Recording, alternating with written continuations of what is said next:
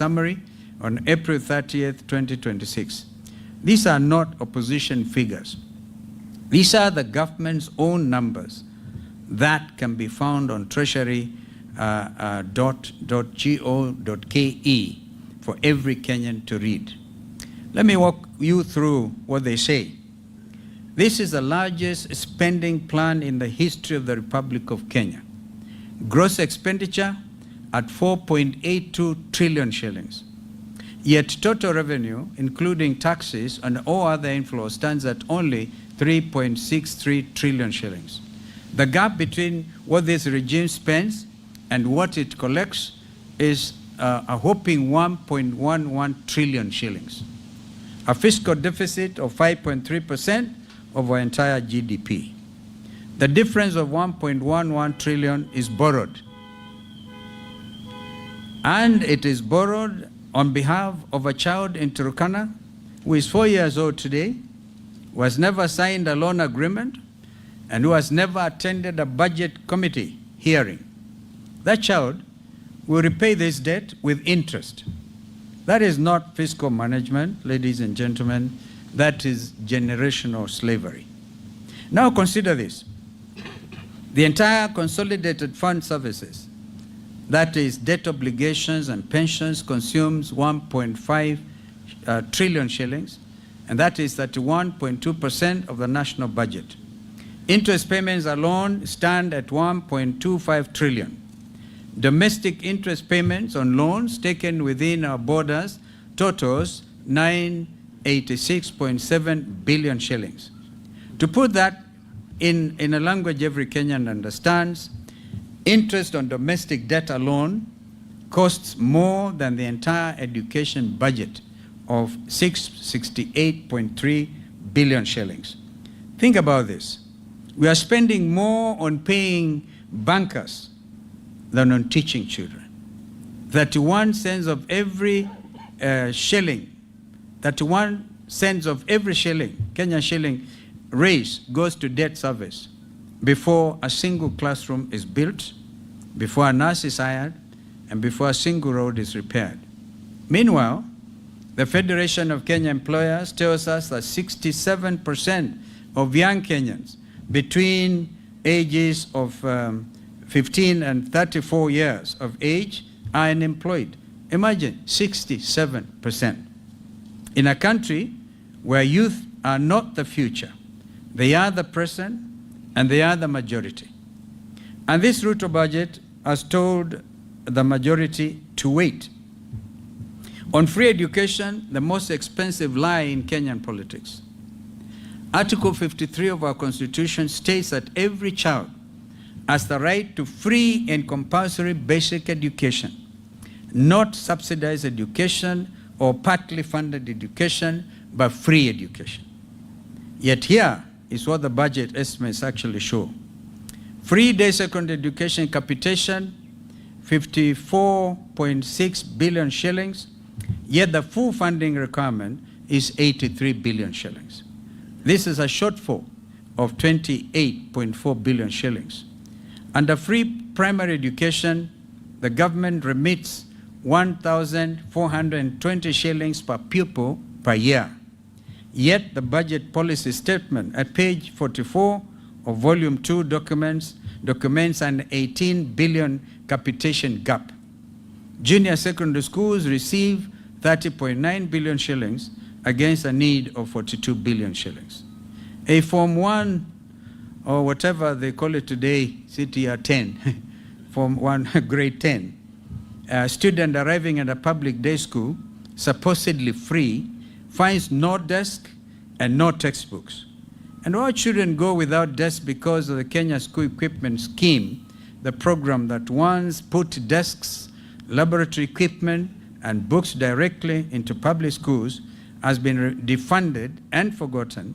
The budget estimates show an estimated 112 billion shillings allocated for administrative overheads at the Ministry of Education headquarters. 112 billion shillings for the bureaucracy that runs education sector. 65 billion for the children being educated. That is not a budget. That is an insult. Thirdly, school safety and student mental health, a crisis this budget ignores. On Saturday, June 6, I stood before the Kenyans and spoke about something that had nothing to do with websites or campaign platforms. I spoke about 16 of our daughters who will never come home again because of the fire at Utumishi Girls Academy in Gilgil. Since May, Kenya has watched with growing dread as school after school has experienced unrest, destruction, and fire. Lenana School, State House Girls, Alliance High School, Loreto Limuru, these are not isolated incidents. They are patterned, and this government with a budget of 4.82 trillion shillings has responded with investigations that go nowhere. And today we have seen they've even recommended suspending the midterm or bringing the midterm break a little earlier. What are our children telling us? They are telling us that dormitory buildings are fire traps that were never built to code and have never been inspected to standard. They are telling us that the food is inadequate and sometimes unsafe. They are telling us that when they raise concerns about conditions, about pressure, about feeling overwhelmed, no one listens. They are telling us that the mental health burden on a Kenyan teenager today is heavier than any generation before them has carried, and that the system built around them has no mechanism to hear them, let alone help them. This is not a new crisis. It is a neglected one. A government that allows it to fester while protecting a 112 billion shillings Minister of Education administrative overhead has made a choice. It has chosen the bureaucracy of our children for the last 4 years. Now look at what this budget allocates to address it. School mental health programming, effectively zero. There's no dedicated national school mental health line in the budget estimates. The Edu Afya, Kumboka, our brother Matiangi will speak to that. Our Edu Afya school health screening program, which was often the only medical review a public school child ever received, was abolished by this RUTO regime. The Kenya School Equipment Scheme, which would put safe and adequate furniture into schools, remains defunded, as we said before. Boarding school safety infrastructure is not a named priority anywhere in these estimates.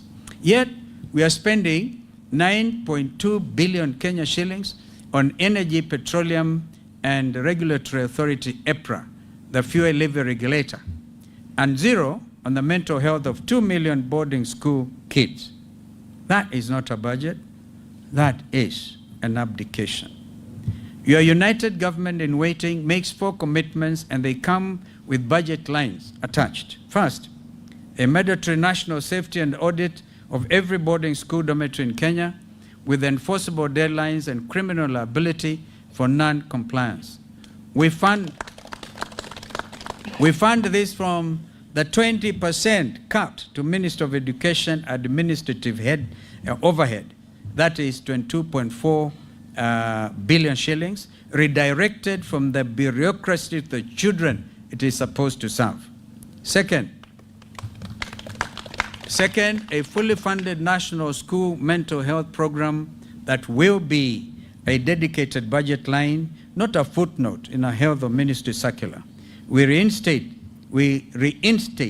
Edu Afya funded at 5 billion shillings, restored from the savings on the cancelled Social Health Authority, SHA technology contract. I will be talking about that. I think our brother Reggie will address that one, the 104 billion shillings. Amazing, strange contract. Third, a comprehensive review of boarding school standards, accommodation, nutrition, safety, and student grievance mechanisms that guarantee every child is heard and treated with dignity. I must say, when I was Minister for Education, people remember the late Griffin, the director of Starehe Boys Center.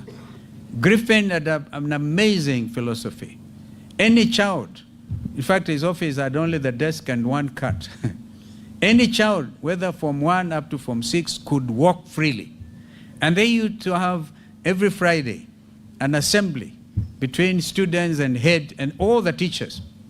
And the ground rules were, whatever is said against you should never be taken. If a child says mwalimu fulani is terrible, that mwalimu would never be allowed to take it against that child. That was openness. And because of it, Starehe Boys Center, in the middle of the city, you could even pick a cigarette stump. You couldn't pick it anywhere, and they were able to freely walk. Some of them I see nodding, like Senator Manzo, who is an old student of Starehe Boys. Fourth, genuine accountability. There must be criminal liability for every official, administrator, contractor, or building inspector who knowingly signed off an unsafe infrastructure. At number 4, health and SHA, mandatory taxation disguised as healthcare reform. Let me take you to Mama Lucy Kibaki Hospital on a Tuesday morning. A 34-year-old woman who pays her SHA deductions every month faithfully, without fail, presents her card at the gate, but the system is down and she's turned away. Does that sound familiar? There's an outage for the last 4 days. This is not hypothetical. This is the lived experience of millions of Kenyans who are told that SHA would replace the National Hospital Insurance Fund, NHIF, and deliver better, broader, and more affordable health care. The budget policy statement, the government's own document on page 29, records an 11 billion shilling gap in the SHA transition. They know it is broken, and they documented that it is broken. They also have published the evidence of the brokenness. And then they brought this budget before the nation and asked Kenyans to accept it. Total health allocation at 170.7 billion shillings, a system serving 54 million people. Only 19.1 billion shillings for county-level primary care are spread across the 47 counties, covering thousands of levels 2 and level 3 facilities. That is 406 million shillings per county for every dispensary, for every health center, for every county hospital. That is the first and only point of contact for millions of Kenyans who cannot afford to go elsewhere. SHA, in its current form, is not a health policy. It is a compulsory tax with a hospital logo. And this government has added insult to injury by simultaneously signing a 104 billion shillings technology contract. I repeat, 104 billion shillings for a digital platform around our health system that cannot serve the patient at the gate. Linda Mama, the free maternity program that gave thousands of Kenyan mothers a safe, dignified birth at a public hospital, has been abolished. Edu Afya, abolished. These programs worked as they reached the people who needed them most. At point number 5, the Finance Bill 2026, taxing the poor through the system. For 3 years in a row, this government has returned to the same well. In 2024, they came for your bread. In 2025, they came for your data. In 2026, they are coming through the system quietly, technically, with provisions buried in legislative language that most Kenyans will never read. The Finance Bill 2026 proposes a 16% value-added tax on the fees and commissions charged by mobile money platforms, M-Pesa and Airtel Money. 16% VAT on the platform that 90% of Kenyans use every single day. The Central Bank of Kenya has documented mobile money fees as high as 7% of transfer value, and the same CBK launched a public campaign to cap those fees. The RUTO finance bill drives them back up.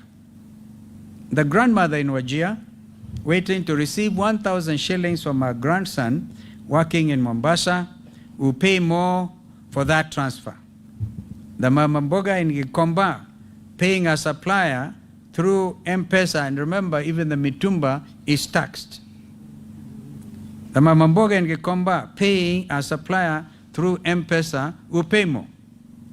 A boda rider sending money home to his mother in Nyamira will pay more. This RUTO regime has found a way to tax the poor even when they are not buying anything, and they are taxing the movement of money itself. And the bill proposes a 25% excise duty on mobile phones at network activation. 25%. 25% on a phone that is no longer a luxury. A phone is an office. A phone is also a bank. It's actually a classroom. The only infrastructure that millions of Kenyans actually possess. Kenya's diaspora sent home a record $5 billion last year through mobile platforms. Economic analysts are clear. They tell us these taxes will reduce remittance volumes. Rural families depend on those transfers, will bear the greatest burden. Beyond the visible taxes, the finance bill represents something more troubling: the quiet construction of a tax surveillance state, expanded KRA access to third-party data, bank records, mobile money transactions, business accounts without adequate taxpayer safeguards, shorter filing deadlines that will crush small businesses, system-generated tax assessments that can arrive without explanation or notice, automated penalties for failures caused by KRA's own technology. We are building a government that can see everything you earn and everything you spend, with the power to act on that information faster than you can appeal. A Kenyan earning 30,000 shillings a month still pays income tax. This regime taxes poverty, and now it wants to tax the digital tools through which the poor literally survive. At number 6, strategic assets. Who is selling Kenya? When this government faces a fiscal crisis, and it faces one right now, it looks at what Kenya owns and asks, what can we sell? We are talking about Kenya Post Authority, through which over 90% of Kenya's imports and exports move. We are talking about Safaricom, the company that built M-Pesa, whose government stake generates dividends that belong to every Kenyan taxpayer. In fact, because I'm in court over this matter, I cannot speak much, the Treasury is getting a dividend of 16 billion half term. Therefore, in the year, 16 billion shillings. That is a 15% share that the Treasury is trying to dispose of. It is taxing an asset it is selling. That is not fiscal management. That is a fire sale. These are not just ordinary companies. They are crown jewels. They are what this country built across generations. And the United Alternative Government will not allow any government to sell them quietly, without consent, without debate, without a 2/3 majority in both houses of parliament. We know that a parliament that is also state captured, like the current government, and we congratulate members of parliament representing the alternative government, because you scream. I remember when you are transacting this matter of Safaricom, or Sitat, the deputy minority leader actually went for the mace as if to make a point, and he was expelled for it. Please do something. The country is watching. The alternative government in waiting has produced a fully costed people's budget for 2026-2027. Every figure in what follows is sourced from the same National Treasury documents. The budget summary of April 30, 2026, the budget policy statement, the finance bill 2026, those taken together. Our numbers are the government's numbers, rearranged according to a different set of priorities. The framework. On gross expenditure at 4.318.5 trillion shillings, 499.3 billion less than the RUTO regime. Our total revenue at 3.725 trillion will be less than 95 billion shillings more than the RUTO regime through compliance, not new taxes. Our fiscal deficit will be 593.5 billion, which represents 2.8% of GDP against RUTO's regimes of 5.3%. Our domestic borrowing will be 500 billion against Mr. RUTO's regime's 995.7 billion. We shall have the pressure on treasury bill rates and private sector credit in 1 year. We shall restore the development expenditure ratio from the RUTO regime's unconstitutional 29%, that is a statutory breach of the PFM Act, that's Public Finance Management Act, minimum floor, to 33.5%. The children who will inherit this country deserve a government that invests in their future, not merely that services the debts of the past. On education, we shall fully fund free primary education at the statutory 1,420 shillings per pupil per year, closing the 18 billion gap documented in the budget policy statement. We shall fully fund free day secondary education at the statutory 22,244 shillings per student per year, closing the 28.4 billion capitation shortfall under this budget of Mr. RUTO. We will fund JSS capitation in full, and we shall revamp the Kenya school equipment.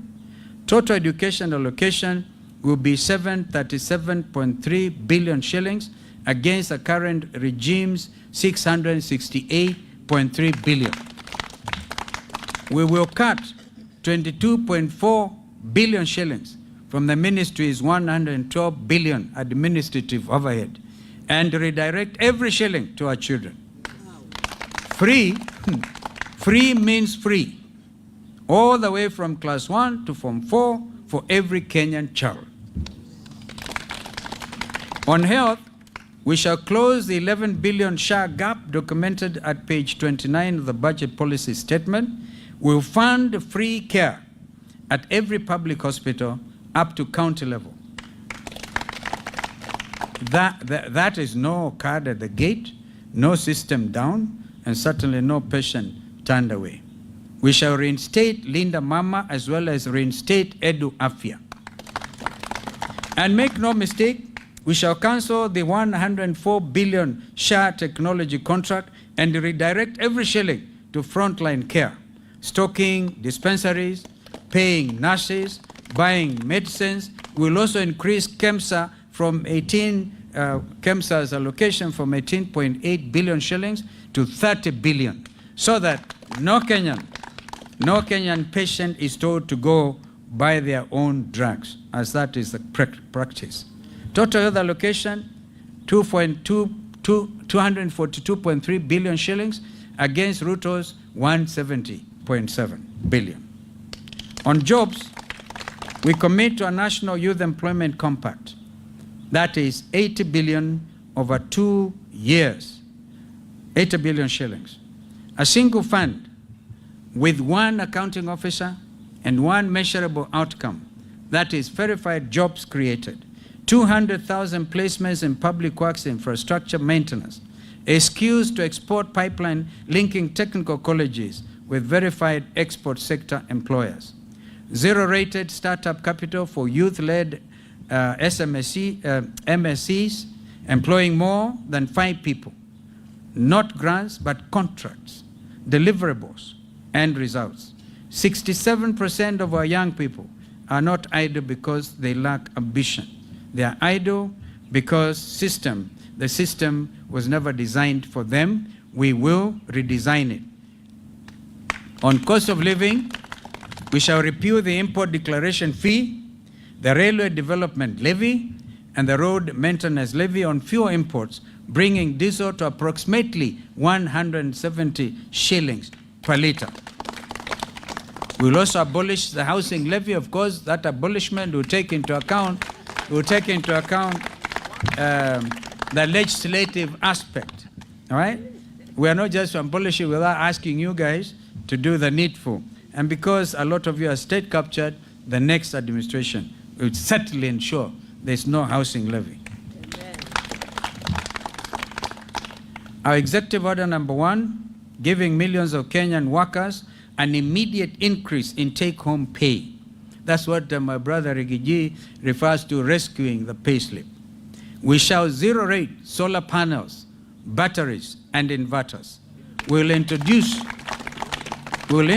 a 30 shilling per litre targeted fuel subsidy for certified agricultural use.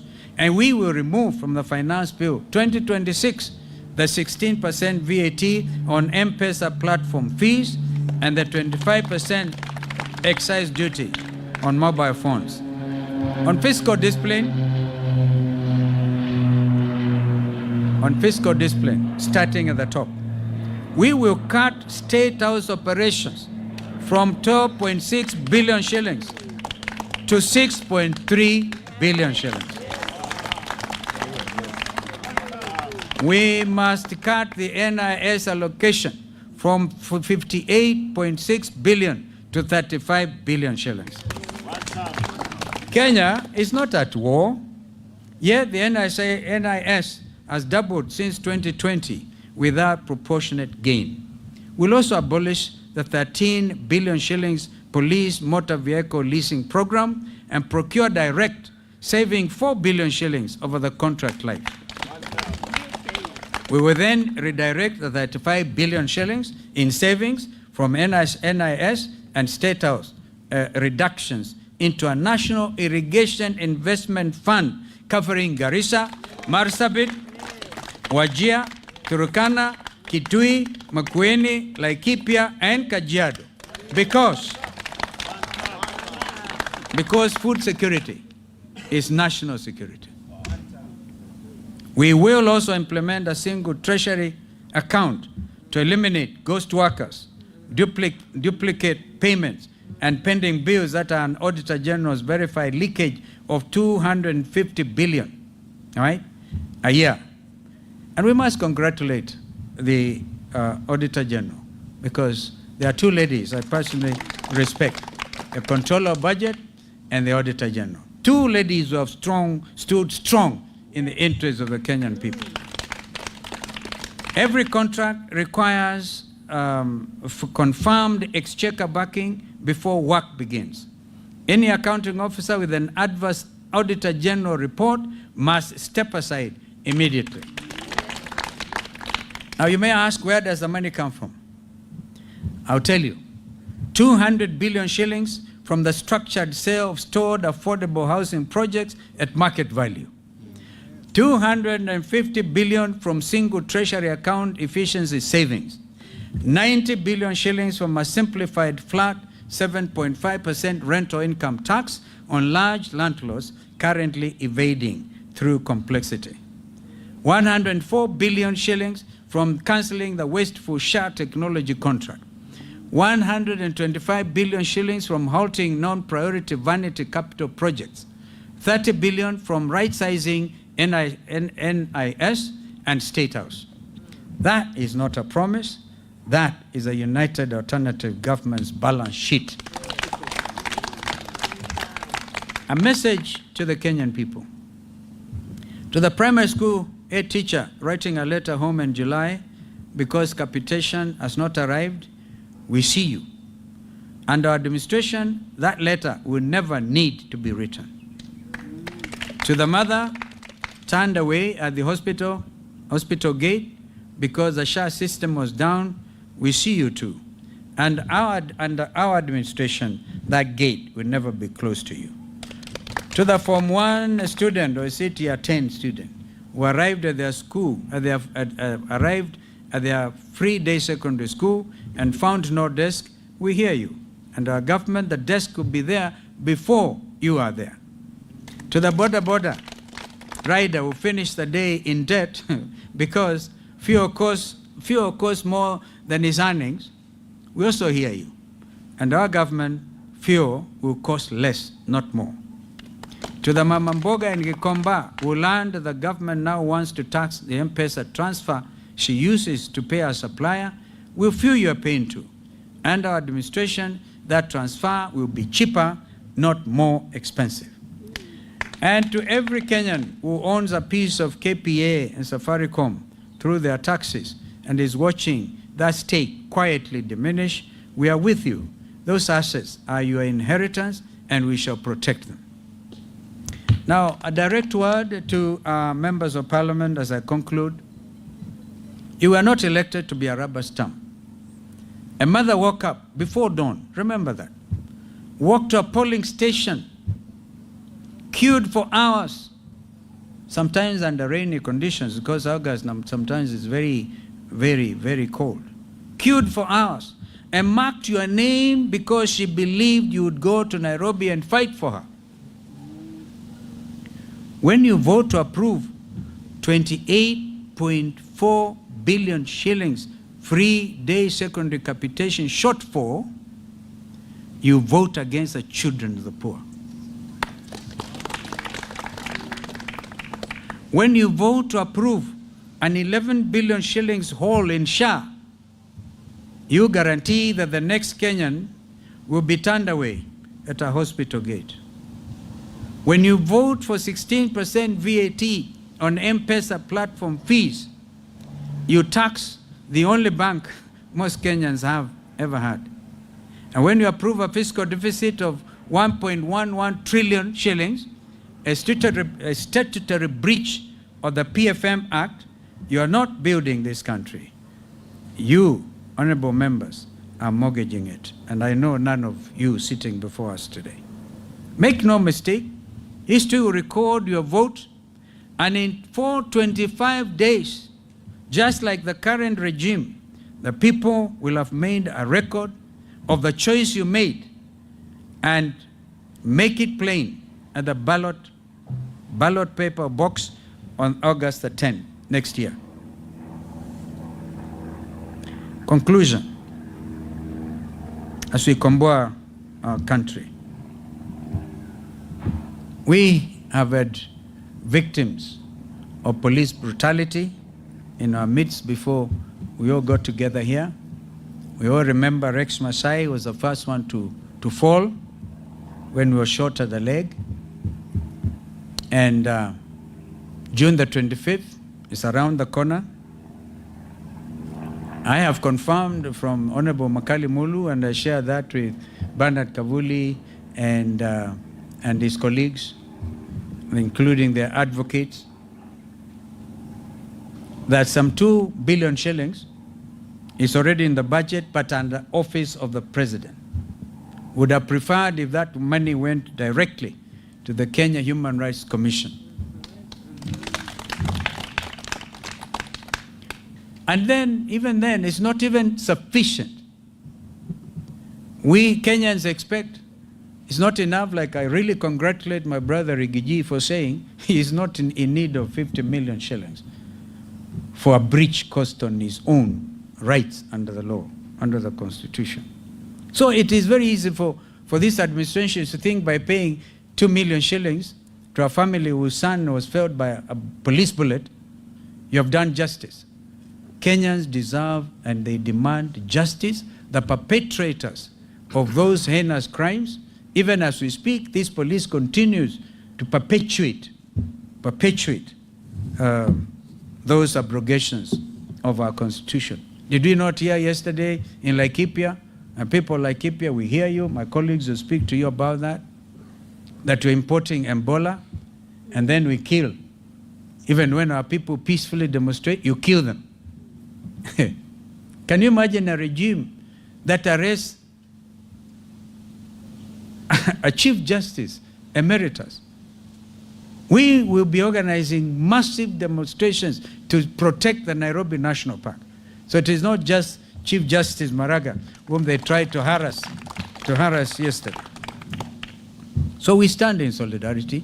We want this money paid, the 2 billion, paid on or before the 25th of June. There should be no prevarication about this. After all, William RUTO himself announced he has a list of those supposed to be beneficiaries. And so we want Kenyans to remain alert and fully cognizant of the fact we are at a crossroads. And I thank you. Tomorrow, what you have read, this is an abridged version. The whole text will appear in the local print media tomorrow. So Kenyans can see united alternative government in action. And of course, there's a lot we can do. There's a lot because we are just dealing with their own figures. We will deal with our own in the next 1.5 years to come. I thank you. I can start with my brother Rigiji to add on to 1 or 2 comments. And I know some are stressed for time. Or shall we start with you, Fred?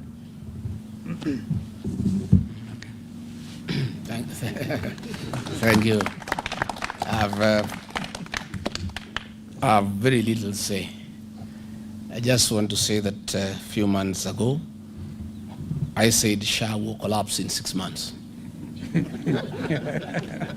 For the last 4 days, it has collapsed. The systems are down. That is a sign of collapse. When Rigiji tells you that your wife is expectant, please buy some diapers. I want to ask our members of parliament in the National Assembly, those who believe that they serve the people who elected them, to be in the forefront in rejecting on the floor the 2026 finance bill. And the other side, the flower girls, or William Ruto, the flower girls, who are the majority, will want to vote by acclamation. Please be present to force a division so that Kenyans can know who voted with them and who voted against them, so that they can keep a record, so that next year, in another 14 months, they can pay them back in kind. So that is my plea, that please be present on that day so that you can force a division, so that it is known, it's on record, who has voted with the people of Kenya and who has voted against the people of Kenya. I want to support that the new administration next year will do away with the housing levy. And I want to put Kenyans on notice. You are being asked to start paying for these houses. Please don't. You just lose your money next year. Don't throw good money after bad. Keep away from those avoidable houses. Because next year, sure as December 25 is Christmas, William Ruto and his people will go home. There will be a new administration that will do away with the housing levy. So it is foolish and unwise to put your money when you know that chances are 9 to 1 you lose your money.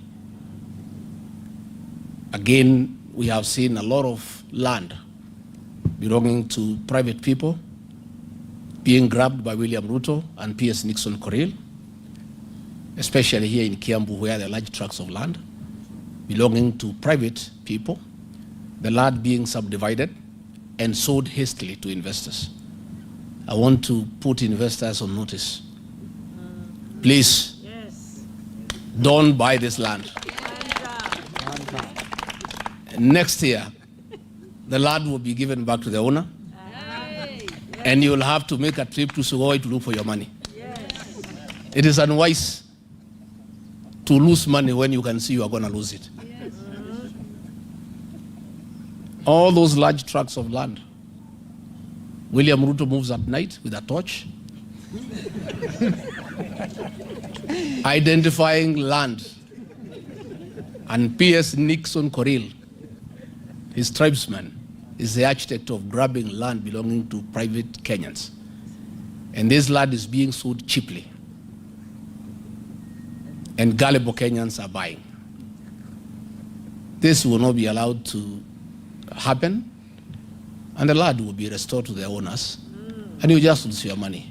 So please, unless you have money to waste, we're asking Kenyans to be careful. And again, all those people who are being sold public assets, please don't buy. You will lose your money next year. Yes. Because it will not happen. All these public assets will be restored to the Kenyan people. And since we are putting you on notice, you will not be able to plead ignorance and to say that you bought because you did not know. Don't buy public assets between now and the next general election. You just lose your money. I thank you. Well done.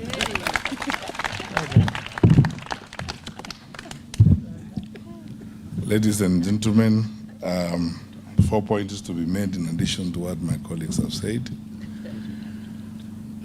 When we, in public discourse and public meetings, say that we are not just talking, the things we say can actually happen, we've demonstrated this year that they can actually happen. So my first point is, to the people of Kenya, we are talking about hope. Don't lose hope, because we will restore our country to where it ought to be. We will provide real free education. The fear I have, I've not looked at the most current data, is that our dropout rate in schools could very easily have gone back to the pre-Kibaki days because of the number of children who cannot access education. The figures we have quoted here and the savings we are making in the education sector are intended to remove all the barriers to access to education. Because for a country of our size that has got the aspirations that we have, we cannot afford to have barriers to access to education, whether they're in levies, in fees, and all that kind of thing. So all those policy proposals that worked effectively during the Jubilee administration will be restored. They will work. Edwafia will work, as we have demonstrated to you, so that parents don't have to be called and hassled when their children are sick in school. We will remove some of these irrelevant and unnecessary levies and restore capitation to schools so that school heads are able to manage schools without stress and without undue pressure. What I would like to say, I said over the weekend, and I reiterate it again, that on this one issue of education, it's necessary, and we are asking the president and his government. You know, time lost, a year is too long in the education sector. We can have an all-parties conversation, and we have demonstrated what can be done to save the crisis in the education sector right now. They could start with this year's budget and this year's finance bill and save the situation in the education sector. I have noted that the only change the president has been able to do is to appoint Mr. John Ololtua as the new PS as the Minister of Education. John is a good guy. He was my regional director of education when I was minister, but that is not enough. They need to have a different mindset in the way in which they are looking at the education sector so that we can save our children and our parents, and most importantly, our teachers from pain. Point number 2, discipline is destiny. There is no way we are going to manage ourselves as a country outside of effective discipline. The level of wastage in government is unbearable. You have noticed clearly from the proposals we have made that we can live within our means, we can reduce some of the allocations and some of the luxuries we're engaged in. For a government our size, for a country with our aspirations, faced with the challenges that we face, some of the things we do are actually very unrealistic and almost totally irresponsible. Point number 3, we are a democracy, and democracy is government by deliberation. Our colleague, the Minister for Finance now, or the Cabinet Secretary for the National Treasury, has been criticizing us and saying we are making proposals to the Finance Bill 2026 recklessly. And my answer to him is this: you put it forward so that we deliberate it, we give you our views. And that's why we are asking members of parliament that if some of these amendments are not done, then the bill should be rejected in total. There are details that we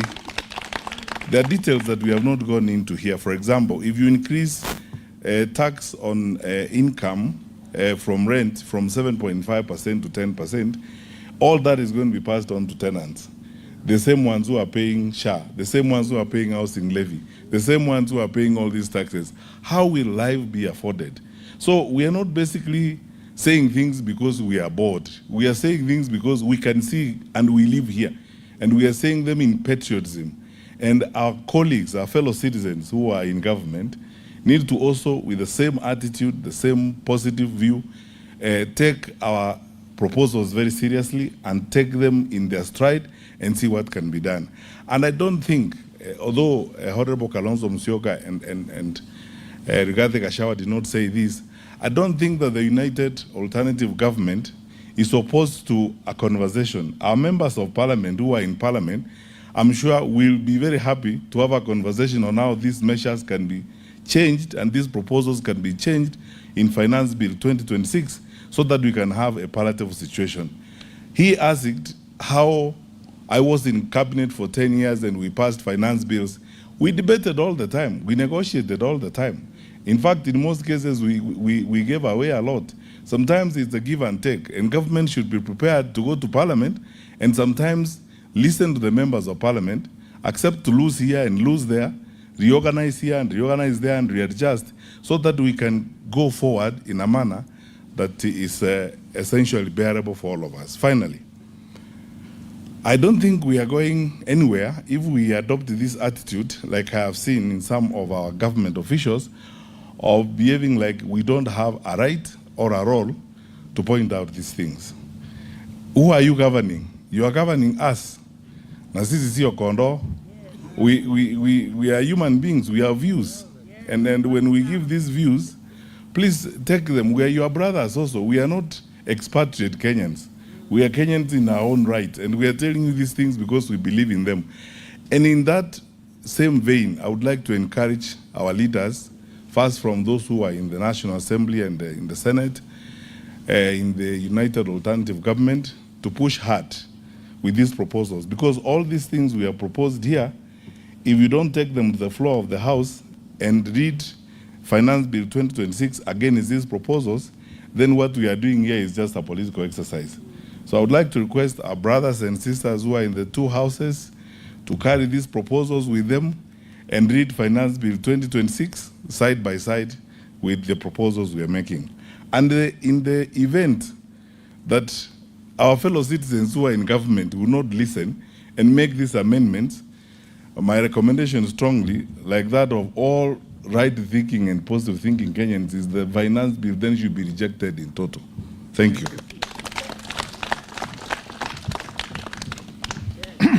Thank you.